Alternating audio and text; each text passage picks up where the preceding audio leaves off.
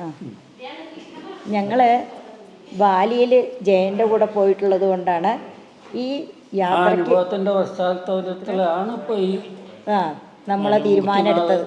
Tour വന്നപ്പോൾ നമ്മൾ തീരുമാനമെടുത്തത് അല്ലേ? അങ്ങനെ പറയണ്ടേ. നല്ല ഒരു കാര്യം പ്രത്യേകം പറയണം. അതെ, ഈ ടീമിൽ പോകുന്നതുകൊണ്ട് പ്രായമായവർക്ക് കിട്ടുന്ന കൺസിഡറേഷനും ശ്രദ്ധയും ശരിക്കും കിട്ടുന്നുണ്ട്. പറയേണ്ട കാര്യം. അതെ അതെ, ഞങ്ങളാണ് ഇതിൽ ഏറ്റവും സീനിയർ സിറ്റിസൺസ്.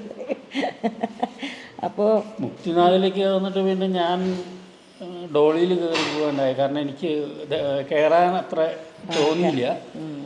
അതുകൊണ്ട് ഡോളിയിൽ പോയി. ഞാൻ നടന്നും പോന്നു. എനിക്കാണെങ്കിൽ ഒരു ബുദ്ധിമുട്ടും ഉണ്ടായില്ല, നടക്കാൻ ഒരു പ്രശ്നവും ഉണ്ടായില്ല. പതുക്കെ പതുക്കെ എൻ്റെ കൂടെ സഹായിക്കാൻ ഒപ്പത്തിനൊപ്പം ആൾക്കാരുണ്ടായിരുന്നു. ടീച്ചറെ എന്തെങ്കിലും പ്രശ്നമുണ്ടോ എന്ന് ചോദിച്ചിട്ട് യാതൊരു പ്രശ്നവും ഉണ്ടായില്ല.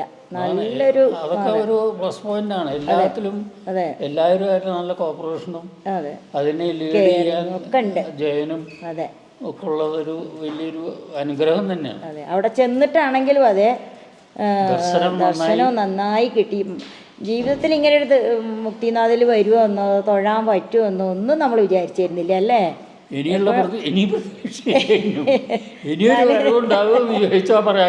അല്ല, ജയൻ വിളിച്ചപ്പോൾ അതാണ് യാതൊരു മടിയും കൂടാതെ നമ്മൾ പോകാൻ തീരുമാനിച്ചത്. ഒറ്റ മറുപടി ഉണ്ടായിരുന്നുള്ളൂ, യെസ് എന്നൊരൊറ്റ മറുപടി ഉണ്ടായിരുന്നുള്ളൂ. കാരണം ജയൻ്റെ ശ്രദ്ധ ഞങ്ങൾക്ക് ബാലി പോയപ്പോൾ കിട്ടിയതുകൊണ്ട് ഞങ്ങൾക്ക് നന്നായിട്ട് അറിയാമായിരുന്നു. അപ്പോൾ പ്രായമുള്ളവർക്കും ധൈര്യമായിട്ട് ജയൻ്റെ കൂടെ യാത്ര ചെയ്യാം. പിന്നെ സ്റ്റെപ്പൊക്കെ കയറുമ്പോഴും അതെ നിന്ന് പോയതുകൊണ്ട് ശ്വാസം മുട്ടലോ പ്രശ്നങ്ങളോ ഒന്നും ഉണ്ടായില്ല, ഒരു പ്രശ്നവും ഉണ്ടായില്ല.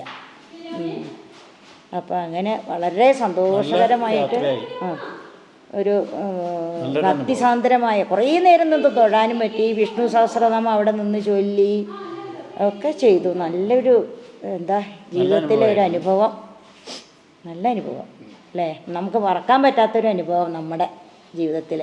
ഇങ്ങനെയുള്ള യാത്രകൾ ഓർഗനൈസ് ഇനിയും ചെയ്യാൻ അതെ ജയന് ശക്തി കൊടുക്കട്ടെ ദൈവം.